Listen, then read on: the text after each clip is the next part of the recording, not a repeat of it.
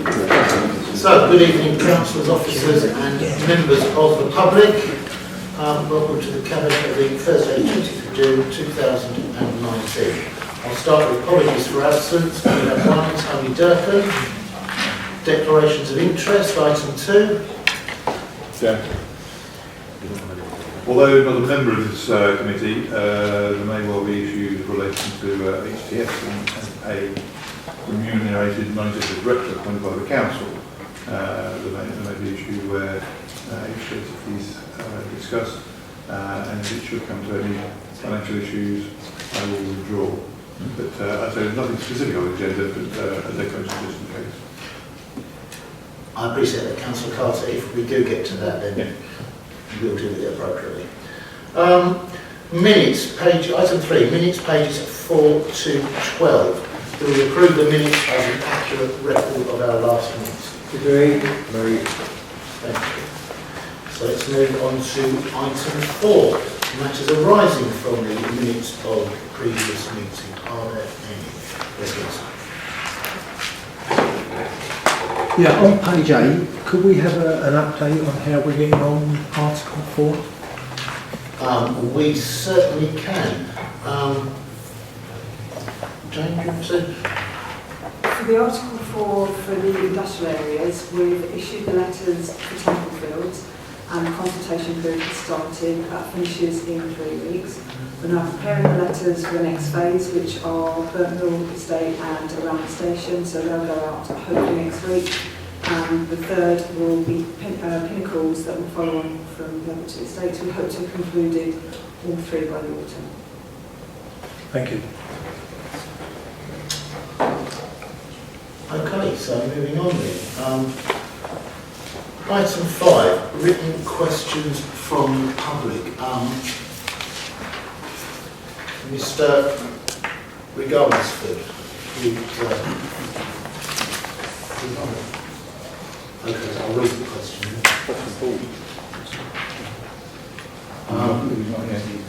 Just take it as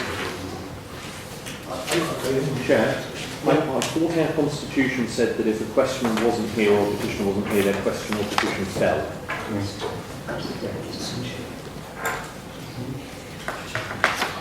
We'll check that, Councillor. Yes, definitely. You have to be present to ask the question, otherwise it's ruled out, because I've suffered that myself. I much appreciate that. Chair, could I ask, given that it's become a public document, could I ask please personally that you actually make a statement in regards to this authority policy anyway? No. Okay, we'll lead with the opposition saying this. Well, look, Mr. Rigglesford has asked whether Harlow Council will support the climate change emergency by declaring a climate change emergency. The climate emergency is already supported by 59 councils across the country, as well as 84 MPs across all parties. The reply is as written there, and I would like to read it out because I think this is a matter that really does affect everybody across the world, and something that young people are very concerned about. And if we are interested in getting young people to take an active part in our society, then we need to listen to their concerns and address them. So my answer is, I share your concerns about the potential impacts of climate change, and I will be submitting a motion to the full council meeting on the 11th of July 2019, asking that the council declares a climate emergency.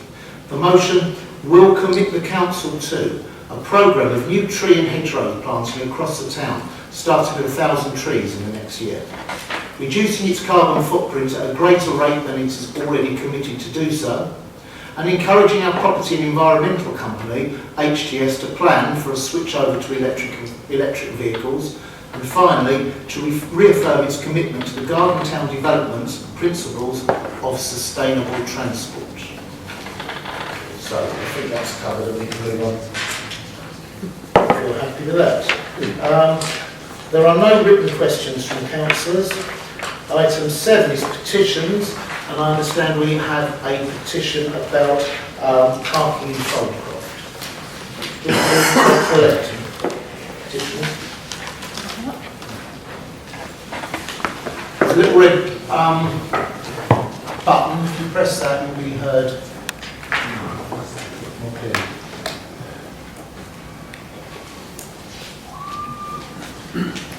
Good evening.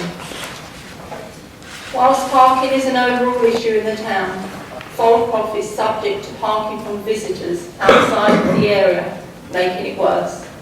Specifically staff from the hospital who have been seen on a daily basis parking in the street and walking to work. There isn't enough legal parking spaces within the area, and the yellow lines also reduce options. Residents that have the need of medical attention from the ambulance service could be faced with a delay. Drivers are now parking without due care to others, and often dangerously. The way parking is made in the lay-by means that the driver cannot see oncoming traffic when pulling out, and any pedestrians are unable to see the road without stepping into it, as the cars protrude across the road itself. This cannot continue, as an accident will happen before long. Foldcroft, like many other estates, was never designed for the volume and type of vehicles that people own or use for business use. In talking to residents, it became clear that the safety of other people needs to be addressed.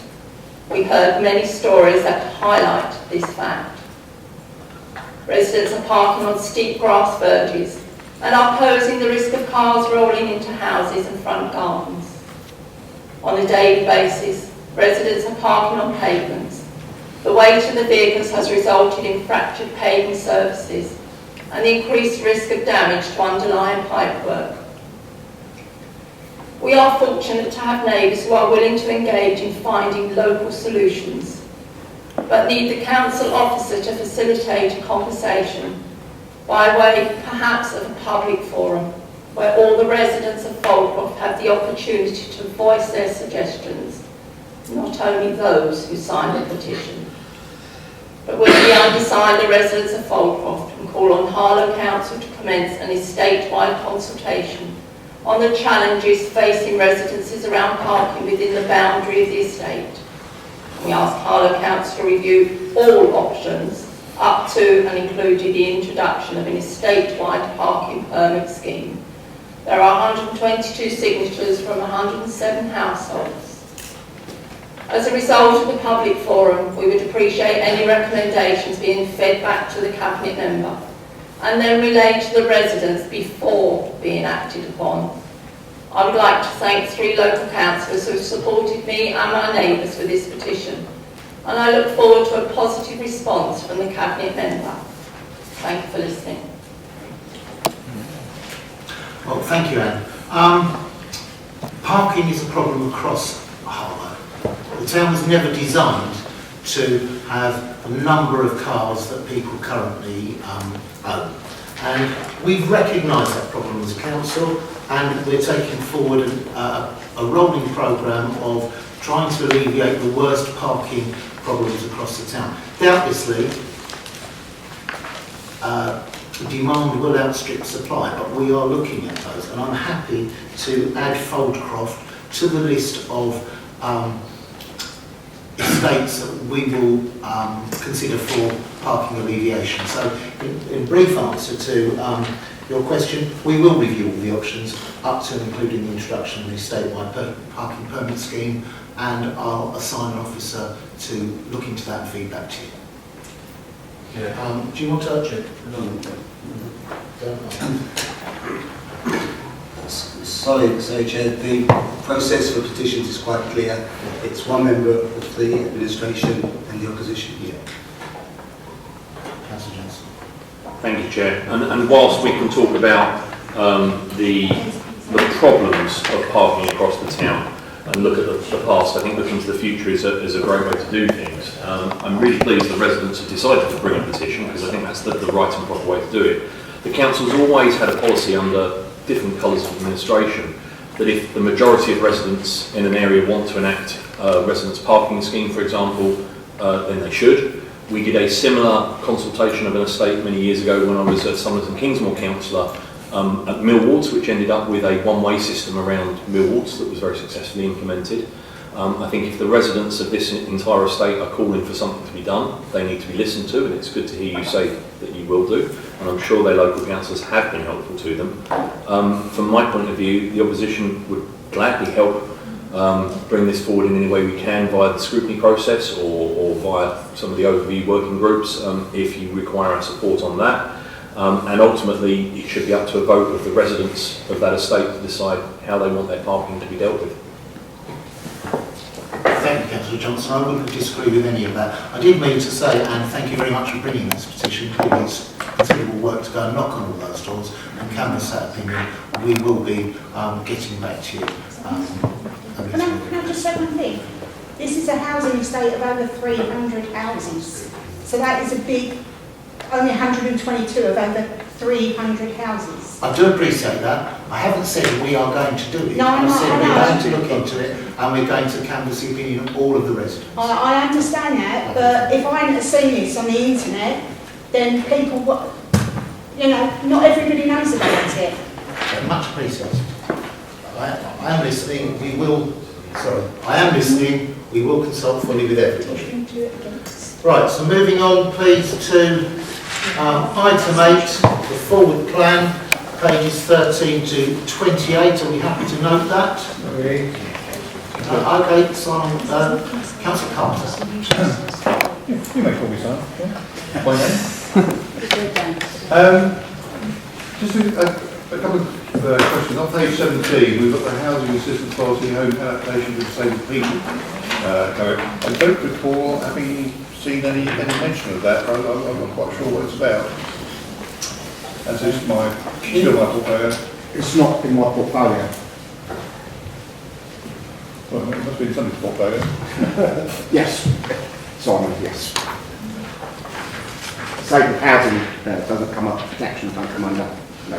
Well, it does actually say here, portfolio holder for housing, Councillor clearly there's an issue there. There's a problem. I think I can shed some light on this. So this is, I need to speak to Mark. It's a policy we're just looking at now. It's regarding disabled facilities grant and how we allocate it and some additional funding that's becoming available. So how we deal with that. So it's hopefully a good news story. Sorry, through you, perhaps you can keep me in the loop on that. I was also too particular interest in that, so both through housing, but also through expertise as well. I have a couple of other questions as well. On page 27, there's a reference to the homelessness strategy to date to be confirmed. I'm just wondering any idea when that might come up. I know we are consulting at the moment. Thank you, Chair. That does come under me.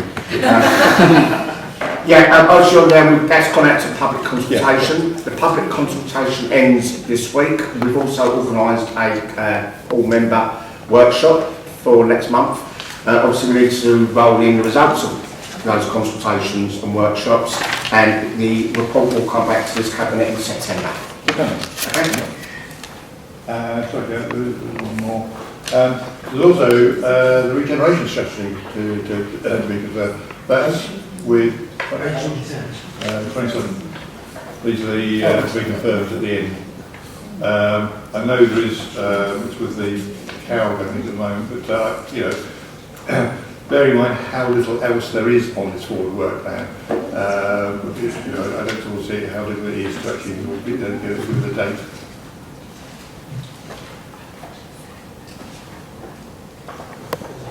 So the regeneration strategy is due to go to a review working group in October and again in March. So we could put a March date down. Thank you. Yes. Thank you. Yeah. Councillor Johnson. Thank you, Chair. I have two questions. The first relates to page 16, I008604, the revision of London Road North Enterprise Zone Local Development Order. The simple question is that last month, or last Cabinet, we were told this was coming to June's meeting. We're now told it's coming to July's meeting. Can I just ask what the slippage is for, please?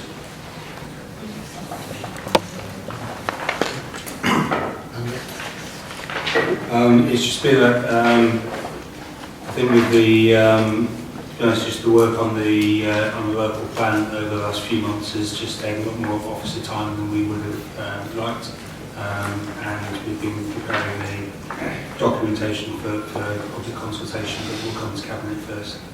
So there's no actual problem with the order or anything? Okay, thank you. And Chair, the second question, I can't give you a page number because it's I009742 from the last meeting, contract award for external refurbishment works SMEs for Risdons, Longfields and Pitfield, which was to be confirmed on the last meeting's forward plan, but I can't find it on this meeting's forward work plan, so I'm wondering why it's dropped off. It's been covered under a portfolio holders report. On this agenda? No. So where can I find that portfolio holders report, please? It is the last meeting. It's been taken under the standing orders for the portfolio holder, so it's not a portfolio holder decision, it's under the standing orders. But I can copy those reports to you if you wish. Can I ask then, how do opposition members find out if that decision has been taken, please? Because it was on the work plan last time round with to be confirmed. A decision has been taken that we've not been informed of, and now we find it's being dealt with under a scheme of delegation. Surely it should have been said that it was going to be dealt with under a scheme of delegation when it was on the work plan last meeting. It's been covered under the standing orders, and I think might be something we need to clarify in terms of the new standing orders. So it's below certain figures, so it's not actually, it shouldn't have been a cabinet decision or portfolio holder decision anyway, but it's covered under the delegated head of service portfolio holder arrangements. Yeah, Mr. Chair, I'm struggling to realise if it was it incorrectly on, yes. Are we saying it was incorrectly on the last time's forward work plan and that no one was aware that it was incorrect, or? That certainly seems to be incorrect.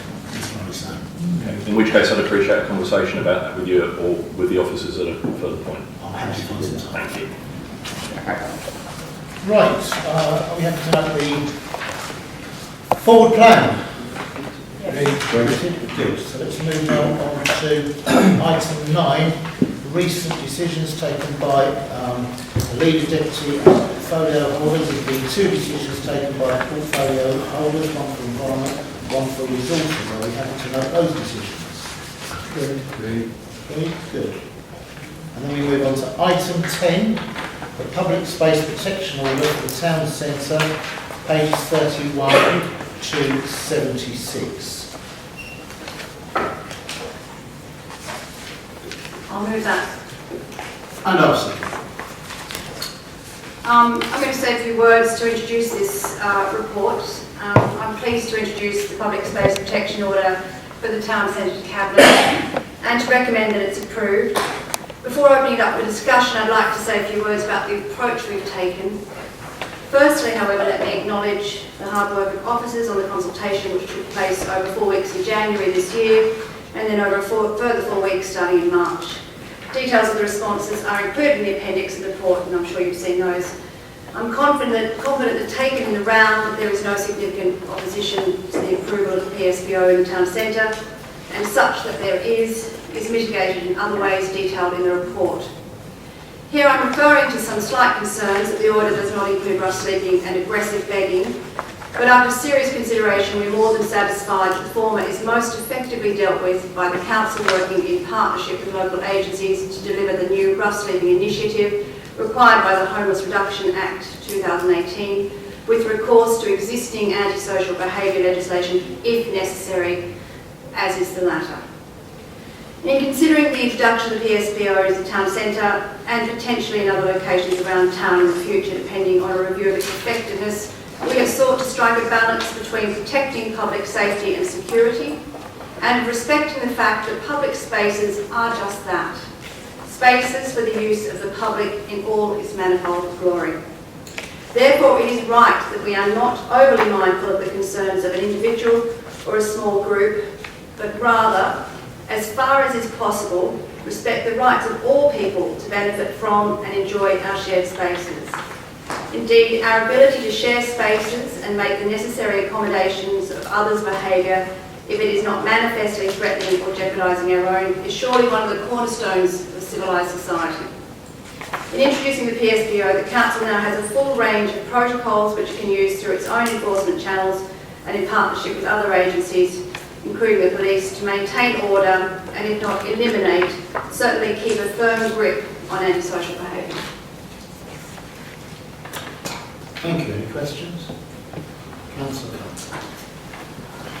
Thank you. I very much welcome the comment from the portfolio holder that you may be looking to roll these orders out to other parts of the town.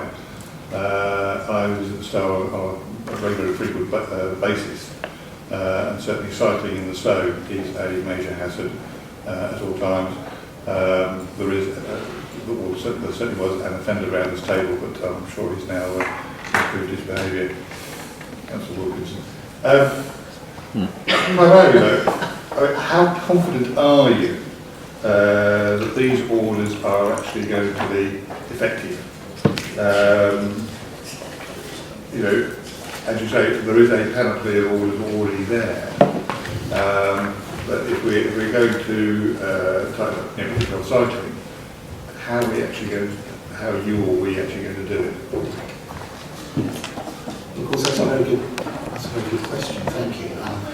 Just point out that at the moment you can't offend by riding a bicycle in the Stowe, and that's why we're considering taking the PSPO there. So I think there isn't an offender in the room yet. But if you could answer the question about having that confidence. Well, I mean, I don't know how long ago you were witnessing these incidents in the Stowe, but certainly, I mean, I'm not saying they don't occur at all, but certainly in Bush Fair in my ward, we have noticed, and I say this by way of commending the work of the community safety officers really as much as anything, a notable reduction in the antisocial behaviour by young people, particularly the cyclists. And we believe that that is down to the, what's the name of the order that they take to the school? The acceptable behaviour contract process, which has been incredibly effective, I have to say. So I think that that is the appropriate step to deal with cycling in the first instance. These are young kids. It's really irritating. It is dangerous. I'm not taking anything away.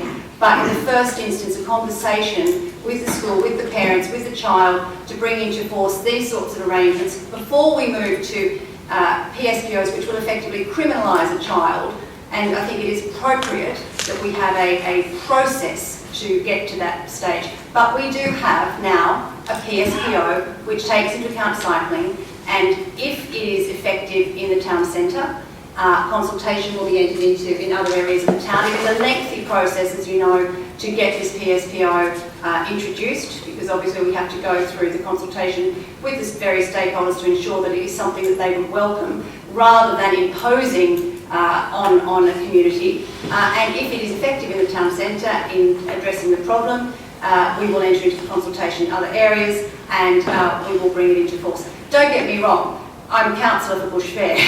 You know, it's in my interest to ensure that the situation with cyclists is addressed, but I am conscious of an appropriate response, and I'm confident that now, you know, quite often I think with these things, the threat of a process can be as effective as actually slapping a criminal, you know, a penalty notice on a child and criminalising their behaviour. So I think we will be doing an extensive communications campaign to ensure that people are aware that there is this new power that we have, that we will be using it if and where there are problems that warrant its use. There'll be signage put up. We've just had increased signage on the CCTV in Bush Fair. We've noticed that too has had a very positive effect. So, you know, these things taken in the round, I hope very much will address the problem that we share a concern about. Chair, if I may continue. Young people riding cycles in Bush Fair may be an issue, but there are more than enough adults in the Stowe driving through at all hours of the day and night. Which brings me on to my second question as to why the cycling ban is only between 0900 and 1800 hours. Don't the cyclists disappear at 1800 hours? Good luck. No, probably the officers gone home. when speaking to people and listening to complaints that have been received by the local authority and by the police, the majority of the complaints regarding cyclists have been during the day. And to introduce a public space protection order, you need to prove at the outset that there is a problem, and you have to address that problem during that period of time and in that locality. So, right at the entrance to the prohibition area. Well, I suppose the easy way to answer the traverse is they get off their bike and push it. There are cycle tracks around the town if they want to cycle, if they can't get off and push it. I don't think the PSPO will ban somebody from walking through a wheeling with a bicycle along with them. Common sense will prevail. Certainly, if you're talking about the second part of your question, what provision can we make?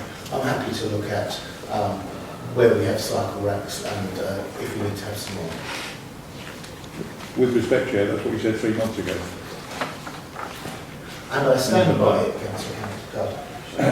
Perhaps if you get the flower pots, we can put them in the flower pot. You clearly have a very strange shaped bicycle. If I may continue, you would. There is also the ban on ball games banner. Why is the green space down here not excluded? It's an open space, it's an enclosed open space. Doesn't do any harm at all. Can we be clear, Councillor Carter? By the green space, do you mean the water gardens here? Yes, I know. That's why I was pointing in that direction. as far as I'm concerned, water garden is included into it. The only area that's not included into it would be the Dadswood area. I think, Councillor Carter, you're asking why that hasn't been excluded. Is that the question? Yeah. Because it's an area in front of the shops where lots of mothers walk through with prams, and it's you know, it's close to open water. It's not an appropriately placed to be playing with. It's not an appropriately placed to be playing ball games, and we couldn't do it if the evidence of the complaints hadn't existed. Can I ask members of the public, if they've got a question, you know the procedure very well. You've been trying to lecture me on the procedure. If you've got a comment to make or a question to ask of the Cabinet, I think you know how to set about it, and heckling from the public benches isn't the way. Thank you. Sorry, Joe, because of that, I did actually miss the end of your answer, if you mind repeating it.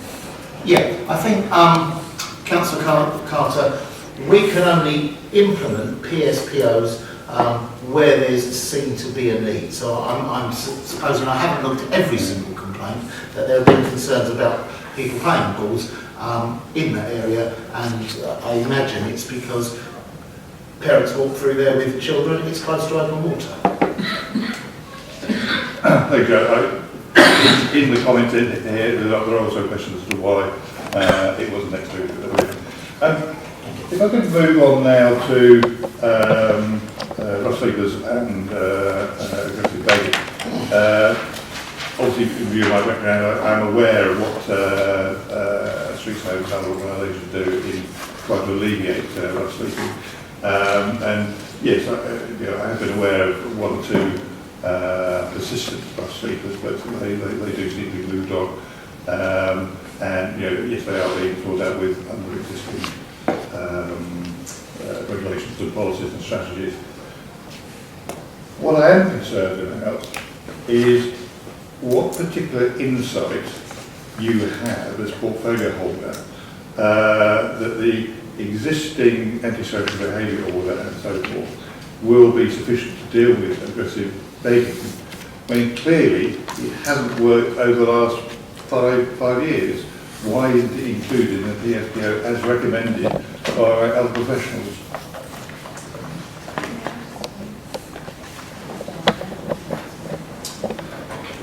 I don't accept it when you say that it hasn't worked. One of our most troublesome aggressive street beggars was dealt with successfully under existing legislation, and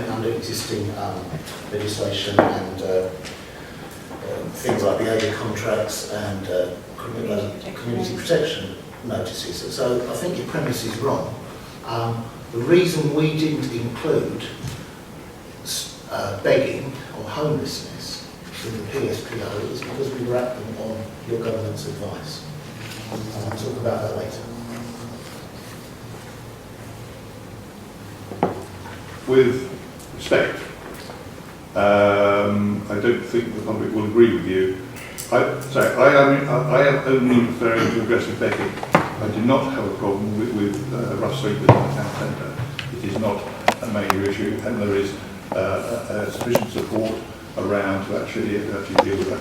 Which is why we can't take far more direct action against those people who are causing a nuisance.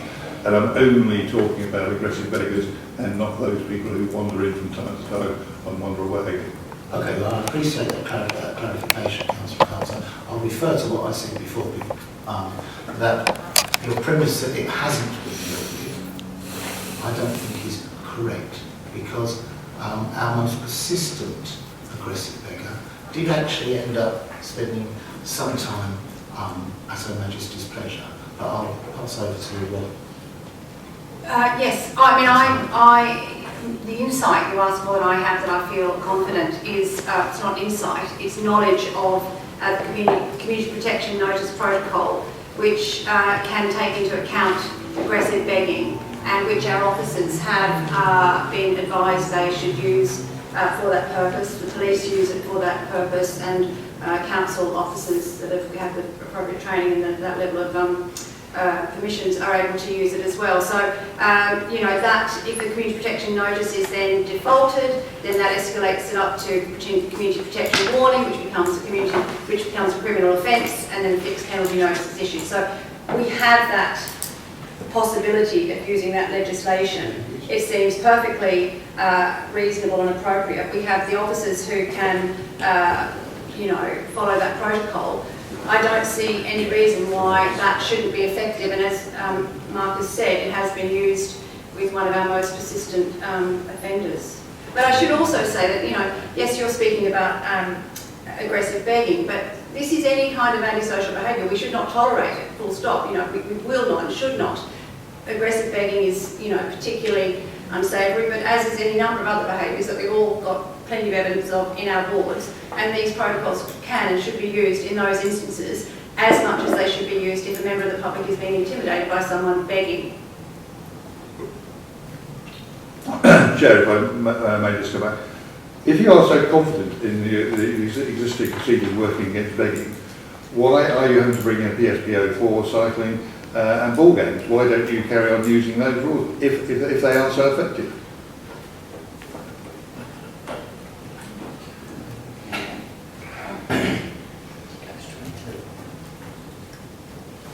The PSPO gives us, you know, it's another lever that we can pull on these, you know, unacceptable behaviours. You know, it's as simple as that. So we had the existing protocols, we've now got a further way of escalating it up. It's just another string to our bow. We want to have as many opportunities as we possibly can to maintain public order and to enforce people who break the public order contract that we all enter into. But, sorry, you've just explained how the existing antisocial behaviour orders are so effective in dealing with begging. Thank you. Why can't it be used against cyclists and ball games? No, Councillor Carter. I spoke about how existing measures have started to prove effective against aggressive begging, not begging, and you'll appreciate why I want to make that difference. I'm curious as to why you would think we would deny ourselves another tool in our toolbox to deal with antisocial behaviour. This is what PSPOs are. Yeah, I think with the public space protection order, it's the type of behaviours we're trying to stop in the town centre aren't necessarily antisocial all the time. So somebody kicking a football once in the town centre isn't necessarily antisocial. So what you're doing is you're setting the bar there, saying to people, you're not allowed to do it, that's it, full stop.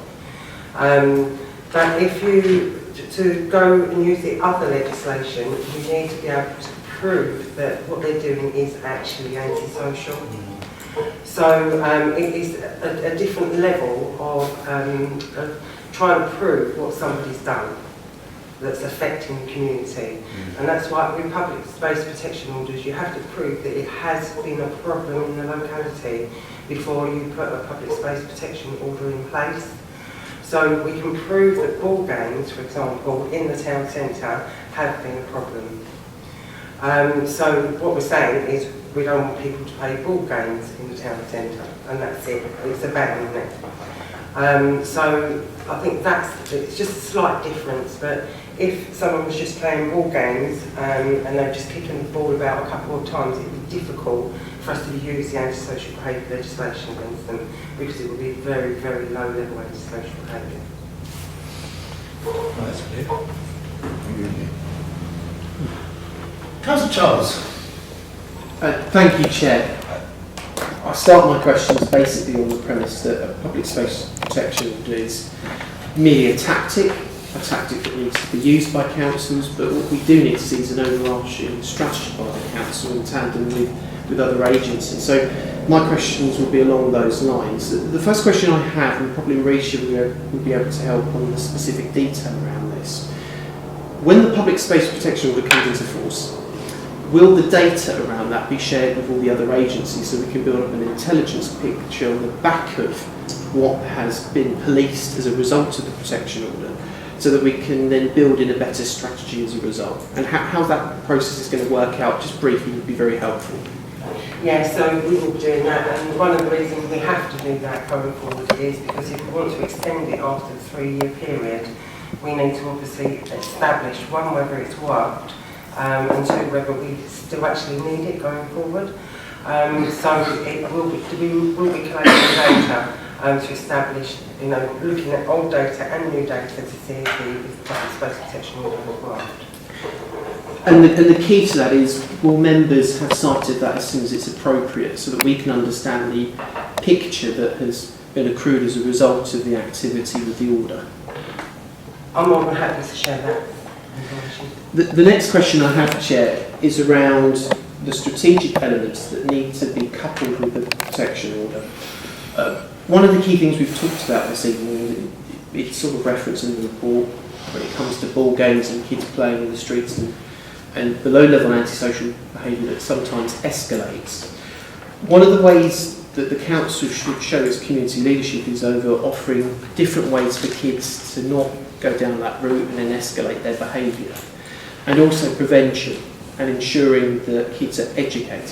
But that often can be quite challenging when you've got broken families, where the natural order of going to the parents, and you would hope then that the family intervention would work with the kids, doesn't always happen. So what is the council going to do from a prevention perspective, in line with the order, to make sure that we bore out some results here? Well, of course, Councillor Charles, you'll be very aware of the savage cuts that have been made to council budgets of 60%, which affect the community opportunities that we can offer. You'll also be very aware of the savage cuts that have been made to education, referred to teaching children. I'm currently teaching 35 children in the class, which is an absolute record in my 35 years of teaching. We have never had it so bad. So we will certainly look at what we can do in terms of the carrot as well as the stick. I think it's a very important point that you raise. But you have to remember that whatever carrots we are able to offer in terms of giving children alternatives to antisocial behaviour are radically, we're handcuffed by the savage cuts that your government has made over the last 10 years. So I'm only able to ask questions, but the defeatist attitude of the leader of this council, who at the start of the presentation talked about common strategy, and now has just gone on about cuts. Actually, Roger Hurst has increased policing numbers, and the neighbourhood policing team has focused on knife crime initiatives, and there are lots of good work that the council could get involved in if it could be bothered to show community leadership. So let's focus on the strategy now. My next question is around getting weapons off our streets. And we had a violent incident not too long ago that brought this to the fore, and there have been other violent incidents across the town. What specific strategy, in line with the police, will the council be doing to tackle knife crime? Because because it can't be just left down to our excellent police officers to do this. We need to show community leadership, and the order needs to be form part of that process to tackle antisocial behaviour. You can't avoid that issue. Thank you very much, Councillor Charles. I think knife crime is covered very much under national legislation. It's got nothing to do with PSPO, so I'm going to rule that question out of order. However, I am going to suggest that when you talk about Mr Hurst raising police numbers, it really is somebody who's stolen a pound and given you 20p back.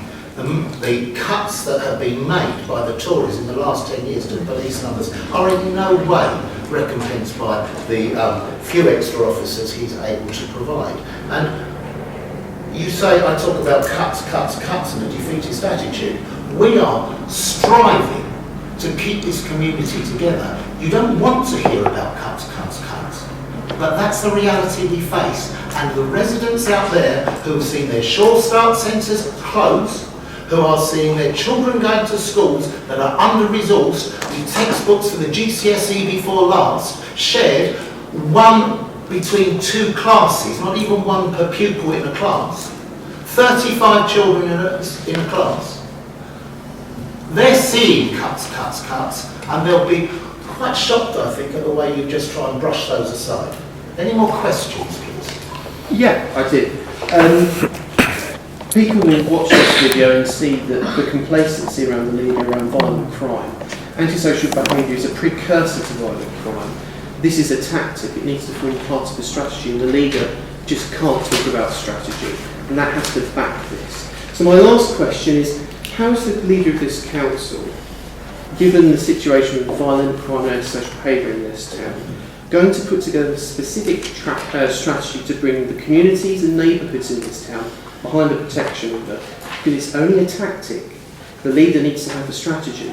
What is that specific strategy? He needs to outline it. I think you'll find that we're talking tonight about the introduction of PSPOs. And you can pull faces now that you're not on the camera and make silly gestures and gurn away all you want. However, Councillor Charles, we're here talking about PSPOs. Knife crime is a real problem. Much of the knife crime that has occurred in this town recently has happened as a result of individuals who have been moved from London boroughs into Harlow as a result of Tory permitted development legislation. 100%. 100%. And we are strategically trying to deal with that. However, it's the truth. However, we're here tonight to talk about PSPOs, and that's what we'll confine ourselves to. Thank you. Any more questions? Councillor Davis. It really isn't helpful, Chair, when we actually have denial of what's actually quite obvious in regards to what's happening recently in the town centre. Terminus House conversion has been quite despicable. People have actually been left there without any resources whatsoever, and we now have a problem that's actually arisen in about the last year. And to actually deny that... Councillor Davis, yes. Asking in the questions. Can you say that to the statement? Okay. You're absolutely right. But, okay. I disagree with anything Thank you you. say. Yeah. Any questions at this stage? Councillor Johnson. Thank you, Chair. PSPOs have been implemented in a number of towns, and some quite nearby us. In forming this, what conversations have our officers had with other towns that have already implemented PSPOs?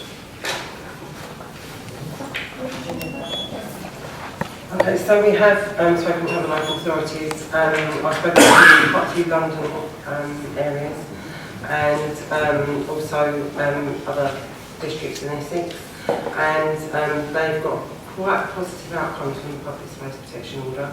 A lot of them, because they've done quite good publicity around the subject, they haven't had to actually issue any fines. So I think it's just that warning process that's actually assisted by other local authorities. Thank you, Chair. If I may continue, it's really good to hear that, Marcia, thank you, and I'm glad they're working elsewhere. What proportion of those people that you've spoken to in other districts and boroughs have included begging as part of their PSPOs? Before we go to Marcia to answer that, I've spoken to the Legal Stevenage Council. She introduced, or her council introduced PSPOs some years ago. and I was talking to her about this very issue, and she said if she were introducing it today, she would take begging out. So, you know, a nearby council that used PSPOs and has included begging, on reflection, would no longer do so. But I'll ask Mauricio to expand. Right, any further questions? Anybody got any comments they'd like to make? Councillor Danvers, thank you for being so patient. It really is deplorable making these 2 points, Chair. The country has got an austerity emergency. People are being forced out of private rented accommodation because of what Osborne introduced in terms of the cap on rents. And people are living in miserable circumstances, including Terminus House, because of that. The London Borough's desperate to find accommodation because of this government's policy. And the Tories seem to be entirely in denial tonight about cuts. Don't let's hear about cuts, we're hearing. Don't let's hear about cuts and austerity.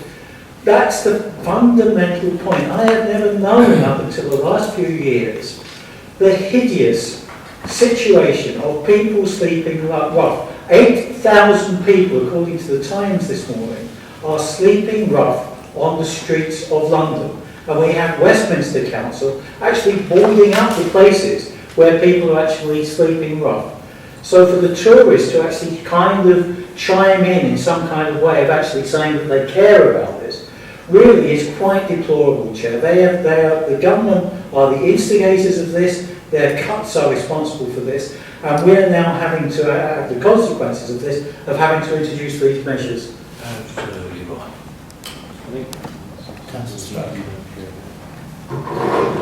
Thank you, Chair. I just want to go back to what Councillor Charles said about strategy and what we're going to do about it.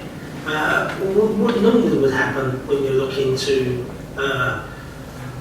take young people out of crime, early intervention, would be the youth service. The youth service would be the first port of call that you'd go to. I've been speaking to, I won't say the name in public, at Essex Youth Services. But as we've been pointed out, the cuts are ravaged. So they have done some, especially around the town centre, they've done some detached youth work for me. But that can only be at a certain level at certain times, it can't be enough. So when we're looking at an overall strategy, we will be looking, although we have been talking to Essex County Council and the youth service team, but they have nobody there. Thank you very much for paying attention, Councillor Charles. I think when you were speaking, not a minute. But there are other things we're doing, like changing lives. We're funding changing lives, which is a gang culture, life crime prevention. An issue that's been happening since September last year. At the moment it's based at Markle School and it's getting referrals from schools, the police, etc. That's part and parcel of the strategy. And there will be other things that will be coming out that we're looking. But first and foremost, we need to, all of us, and that includes the opposition members, telling Essex County Council to start putting money back into youth services. As I know, from when I was young, I'm not talking in is ignoring it, but I was stabbed 3 times when I was young. So I actually know from personal experience what it's like to be stabbed. I also know the early intervention, and that wasn't because I was necessarily violent, it's just the area I lived in. But youth work was an intervention from lots and lots of them people, and money was put into it at the time, and that's what we all need to be asking Essex County Council to start actually investing again back in our youth, especially the vulnerable ones. Thank you very much. Right, thank you. I think we're getting a little bit off topic now. We are trying to talk about PSPOs and their introduction in the town centre. Does anybody have any comments they'd like to make about PSPOs and their introduction in the town centre? Councillor Linz. It's okay, because Councillor Stratton has stolen my thunder. I was just going to mention the Change in Life project, and something I feel very passionate about is early prevention and being proactive. And I think, if we're proactive in any issue, it's how we deal with it. I do want to pay, tribute to the Change in Lives team. I've been down there a few times myself to help out, and it's a wonderful project. And it's really, really powerful as well. And I recommend any councillor around this table, if you get the opportunity to go along, really do check it out. But yeah, John's kind of stolen my thunder on that one. So thank you. So, Councillor Johnson. Thank you, Chair. And I think you were right to try and bring the discussion back to the PSPO. which I will try and limit myself to. Sorry, Councillor Burton, what were you saying to me? That seems to get a bit hot, wasn't it? I think let's just get on with the debate, please. I think it was getting a bit hot, and I think it's a shame that it was getting too hot about national issues, when actually what we're really interested in talking here about is the safety in places like our town centre.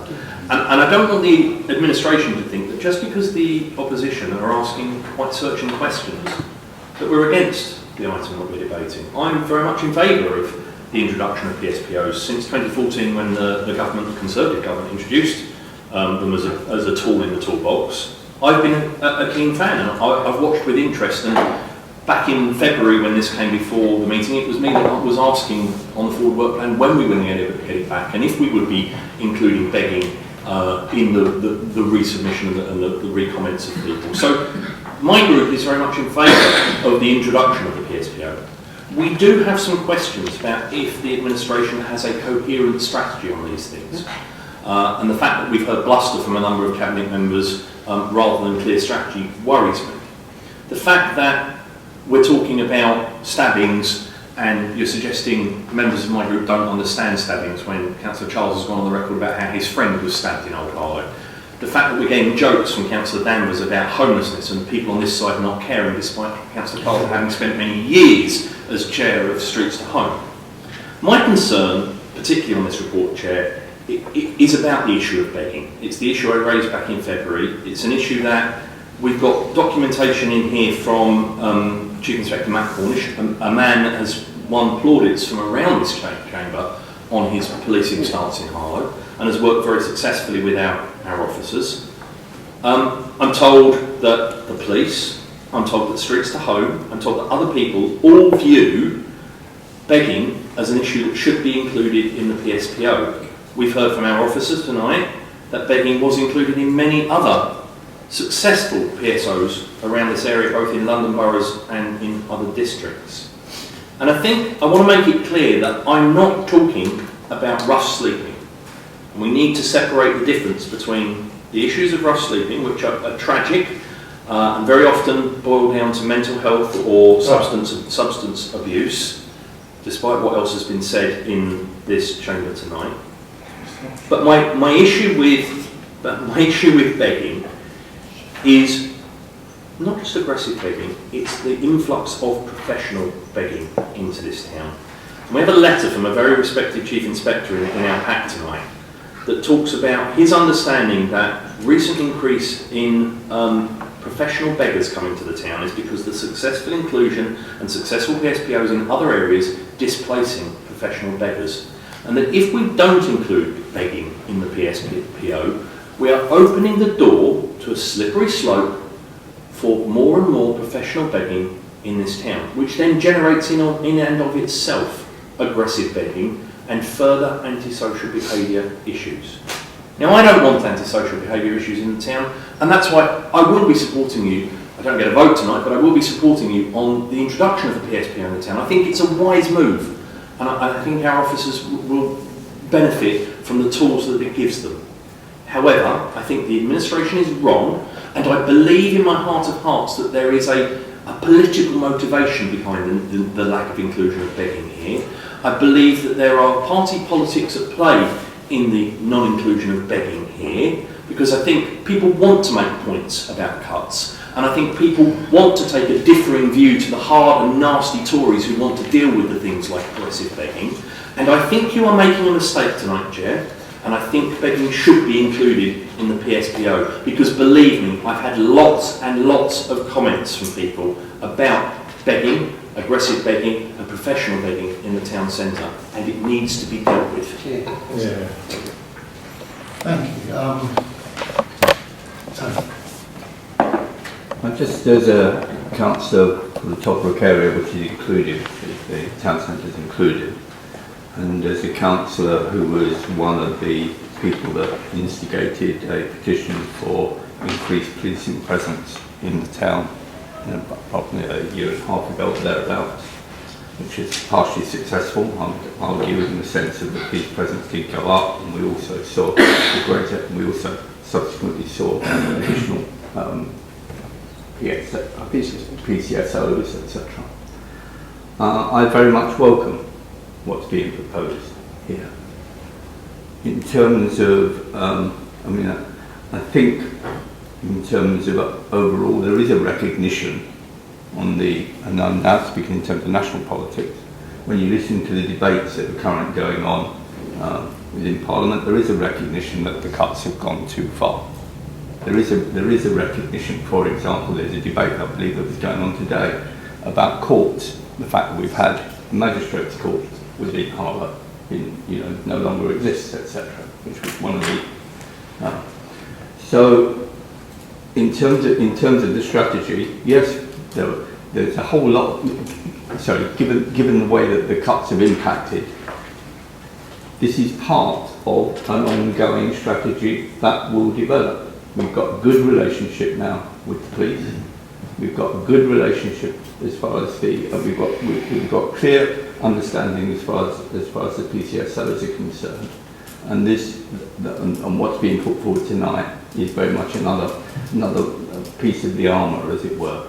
So let us not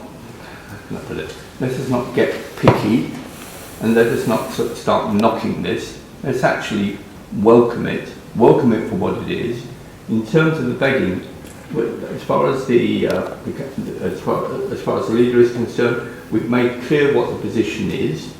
If it doesn't work, we'll look at it again in a year or so's time. No doubt that you'll bring it up again in a year or so's time if it isn't working, and then we'll need to have a look. And what we're saying though is we've clearly got the bits in the armour to tackle those issues, and we've also got examples where we've used the existing strategies that we have got successfully to tackle some of the issues, and the leader outlined one particular case tonight. So let's collectively knock aside this knocking about, and let's collectively welcome this strategy as a council. Thank you, Councillor Edwards. Any other comments before we wrap up? Councillor Johnson, national issues affect local issues. Harlow is not an island. The policies of your government have a direct effect on things like homelessness, poverty and the need to beg. I'm going to indulge myself a little bit by reading you, Councillor Johnson, of a case. It happened in 2016, which informed your government to give some guidance about PSPOs. This case involved a young man, AH, who lived in Brighton. He was arrested by a plainclothes police officer for asking a passer-by for 10p. 10p. And the officer was allowed to do it because there was a PSPO which outlawed begging. The local MP said she couldn't see how criminalising desperate people for begging is helpful. You've heard from some people. 30,000 people in Brighton signed a petition decrying the policy. You might not be interested. But the final denouement, Councillor Johnson, was that the prosecutors decided the case wasn't in the public interest, and a district judge called time on the whole pathetic affair. Public money wasted pursuing something that should never have been criminalised, but that was done by a PSPO. Now look, I'm now going to read you from new guidance on the use of antisocial behaviour crime and policing Act of 2015 that speaks particularly about public sector behaviour orders, PSPOs, sorry. And the guidance says, and this is from your government, the guidance will make sure powers are used as intended to tackle behaviour which is genuinely antisocial. Behaviour, not groups of people. Aggressive begging, not beggars. Help to prevent instances of rough sleepers, buskers or small groups gathering to chat in town centres without causing a nuisance, being unfairly targeted. And that's what the experience of towns across the country that are introducing PSPOs. I'll go further. The guidance puts greater emphasis on the need to ensure that PSPO powers are used to target specific nuisance behaviours and not applied in a blanket way against specific groups or behaviour that is not in itself antisocial. The guidance includes elements on focusing on specific and actual problems rather than blanket bans, such as rape, rough sleeping or begging. That's your government. That's your government's advice. Now, we spoke with agencies that deal with rough sleeping around the town. We spoke with our community protection team, and the advice that we ended up with was advice that we could deal with aggressive begging, we could deal with antisocial behaviour associated with rough sleeping, but without criminalising begging or criminalising rough sleeping using existing legislation. But that PSPOs would be a useful tool to deal with other behaviours that weren't being effectively dealt with by existing legislation. You may want to criminalise begging in this town, but this Labour administration will not criminalise begging. We will not criminalise people for being poor, and we will not criminalise people for having nowhere to sleep. Councillor Harlow. Well, I think it remains only to say thank you for the debate and to recognise once again, I just want to go back to the officers involved. Obviously this is an issue on which we all have strong views for very appropriate reasons. We're protecting the public and we're trying to ensure that we take decisions which are in the interests of our residents as far as we're able. And I really want to thank Marisha and the community team. The consultation has been long. There have been many discussions internally. And I think we really have to go forward in the spirit of positivity and hoping that this has the desired effect, but conscious that if it doesn't, we have the opportunity to review and change when we come to the 3-year period when we have to apply again, either to extend it to the town centre again or to look at other locations around the town that we might like to apply it in. We will have the further benefit of other authorities' experience at that time, which, as Marisha said, she alluded to the fact, I think, that, well, I don't think, I know she said that other London authorities which have included begging may reconsider that as they come to their next 3-year stage. It will be very interesting, and I think it behoves us all to observe what happens in other authorities and, of course, what happens in our own town. And I think to that end it was absolutely correct that the point was made that we have access to the information about how the PSBO is used, the effect it's having, the number of people that are being brought to, whose behaviour is being dealt with through the PSBO, and that as a group we consider what that means and what changes could be made in the future. Thank you. Right. Do we agree? Agreed. Thank you. So let's move on to item 11, the award of the telecoms management contract with Harlow Science Park, pages 77 and on. In the absence of Councillor Durkin, I'll move that. Seconded. Any questions? Councillor John? Thank you, Chair. The first question I have, and probably Andrew would be best suited to answer this. As part of the award of the telecoms management, was a security audit undertaken, because it's quite a sensitive piece of infrastructure in the science park? So a security audit on the company that, we've not done a specific security audit on the company, Bridge Fibre. I see. The next question I have, given that there is a US defence contractor, Raytheon, on site, and the sensitivities around communications at the moment, was Raytheon and current people and companies that have access to the science but consulted on this paper?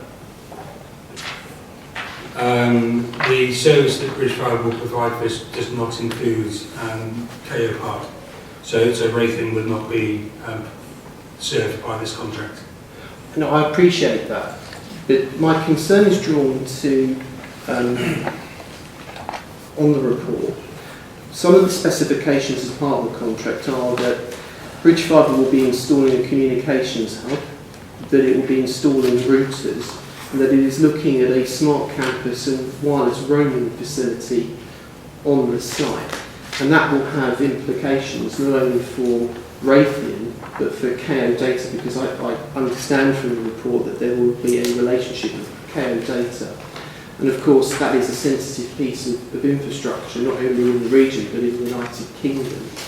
So my concern is that you have said, Andrew, that no security audit has been taken yet on Bridge Fibre, who are installing a sensitive piece of infrastructure on the site.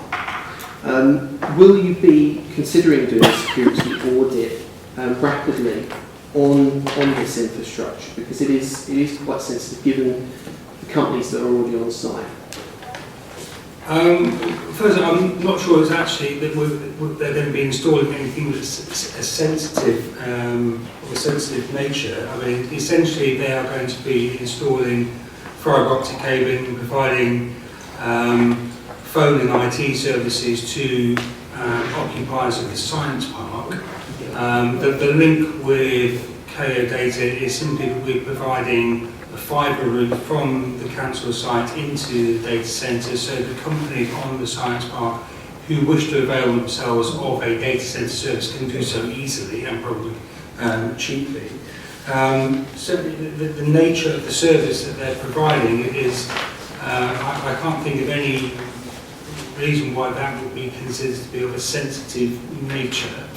And certainly for the other occupiers of the site, whether that's Raytheon or Pearson or Arrow Electronics on KO Park, will not be part of this service at all. The service doesn't apply to KO Park. No, and I appreciate, I've always appreciated that about this report. However, it does say in the background paper that there will be, for example, the installation of routers. Can you confirm, Andrew, if Bridge Fibre has a relationship with Huawei, and if it will be using any of their products, installing routers or anything like that? Will Bridge Fibre be using any of those sorts of products, given the security considerations that are being looked at a national level?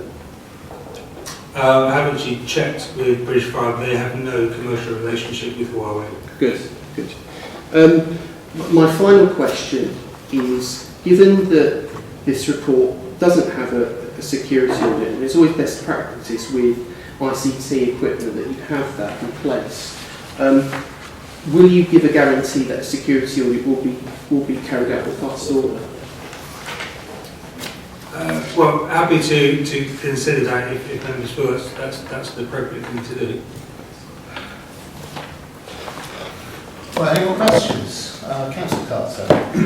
Thank you, I did have a bit of a conversation yesterday with Simon Freeman and Randy. As I understand. We'll get round.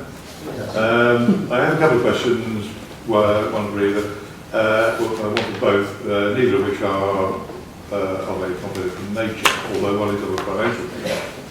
I'd like to ask through you, first of all, about the affordability of using the business rates concession from the MEP to actually fund the loan.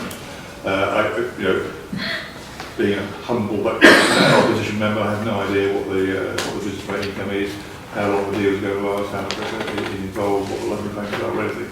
So it's just affirmation from the head of finance that this is actually affordable and going forward. Would the head of finance like to provide that? Could I just clarify, is that a question relating to the telecoms report? We're still on the next item. Okay, so let's return to, clearly you want to get tonight over and done with. Absolutely. I do have a question on the we will when we get to 12. Any more questions? Oh, you've got one on telecoms as well? Yes. Okay, good. Thank you, Steve. It's obviously, I welcome the move, not at all terribly contentious apart from security issues. I noticed that on page 78, where we're looking at the offer to be provided, for example, the commitment to provide 99.99% availability of internet services. That's a pretty stretching target. I'm just wondering how that's actually going to be achieved. Switch it off and switch it on. It is an industry standard target, yes. I am advised by our consultants. Well, I think that's a very clear answer. Should we move on? Well, probably, what I'm getting at is I assume there's more than one route in of cables and so forth. Yeah, and to help achieve that, when we did the infrastructure provision for the science park a couple of years ago, we installed what's known as diverse routing. So we have, for both the BT network and for our own fibre network on the site, 2 separate connection points to the national fibre network. So we have one coming in from the A414 and one coming in from London Road that go to different exchanges. So if one route goes down, we've still got a service from another route. Thank you. I'd say it seems remarkably good offer. And I'm not surprised we've got construction tenants done it before. Thank you. Any further questions? Comments? Good. Do we agree that recommendation? Agree. Thank you. So let's get on to item 12, the development of Plot H small unit scheme at Harlow Science Park. Now some of this is on the supplement, and you'll note some of the sheets are yellow because they're of a confidential nature. So, am I on the right one? Yeah. If you want to ask any questions, I have comments about the yellow pages. We'll have to go into closed session because it's, as I say, confidential. I'll move that. Second. Thank you. Any questions? Thanks, Chair. I think we've already given notice of that. About the affordability and use of business rates and all that kind of thing. Right. So. Yeah, but say not details, obviously, how much what fees and so forth involved, but reassurance that this has actually been looked for and into the medium term as well. Lovely. Thank you, Mr. Freeman. I can respond to that.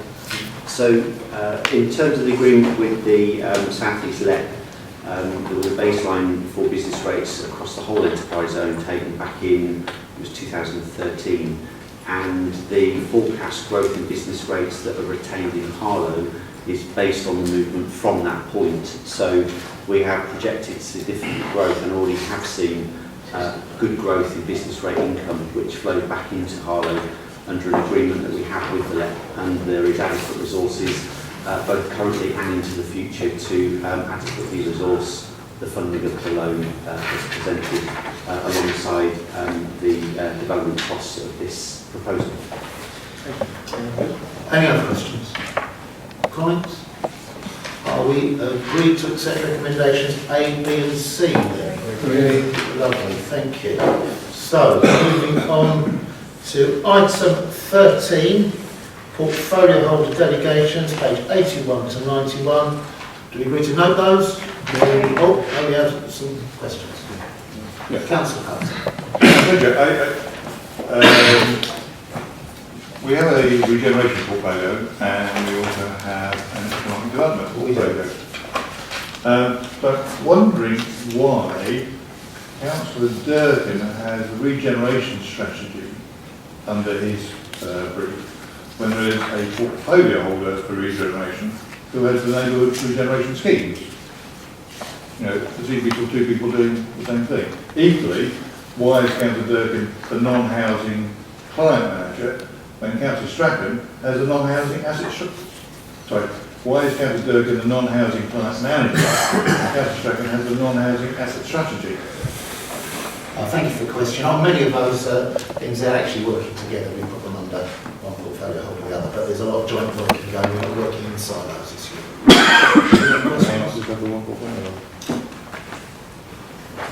Councillor Johnson. Thank you, Chair. And please don't take the question in that, again, I disagree, because I think it's very useful to have these documents laid out, so thank you for that. It appears that you've laid out areas of responsibility for each portfolio holder, and then key strategic policies, key strategic areas that you expect that portfolio holder to work with. Am I correct in that understanding? Yeah. In which case, I have one question for the community and wellbeing portfolio, in that you've drawn out some key things there, and I wouldn't disagree with any of them, particularly Harlow Museum, given what's going on. But I wonder why, given that we're about a year into now investigation, and the Overview and Scrutiny Committee continues that investigation into the debate of paddling pools versus splash parks, and it created some of the most intense publicity and reaction from our members of the public, why that is not, paddling pools versus splash parks is not considered a key strategic area for the community and wellbeing portfolio.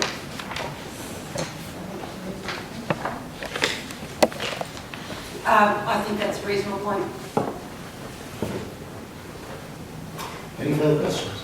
No. Lovely, so we agree to note... Oh. We agree to note the portfolio holder delegations. Agree. Thank you. Item 14, appointment of Cabinet Overview Working Group, panels and partnership bodies. I move that. Any comments or questions? Are we agreed? Agreed. Thank you. Item 15, Cabinet Overview Working Group, Work Plan, pages 94 to 96. I move that. Agreed, thank you. There are no communications. Sorry, Councillor. Sorry, it was just to say, Chair, that I understand why it's so blank at the moment, because obviously we run a system here where the committee itself will actually be helping to populate that, given what you've got on your forward work plan and further things that come forward. And I think, not trying to help you out too much here, Chair, but I think the administration should be making that point, because I'd hate a member of the public to pick this up and go, well, there's not a lot on that plan. And I think it just should be noted that the way the Cabinet system works, that work plan will in itself populate as it goes through the year. Yeah, I had a note in the margin here to say that if somebody questions why there doesn't seem to be too much on it at the moment, we intend to populate it as we go along. So I appreciate your... Thank you, Joe. I just would hate members of the public who watch this or read these papers and think councillors of whatever colour aren't busy doing lots of things, because there's a lot of work that's going to go on at this committee. I share what you have to say, thank you. So, are we agreed? Agreed. Thank you. There are no communications from committees, working groups, parties and panels. Item 17, the minutes of panels and working groups. Are we agreed to note those? Noted. Noted. Thank you. And I've lost the page.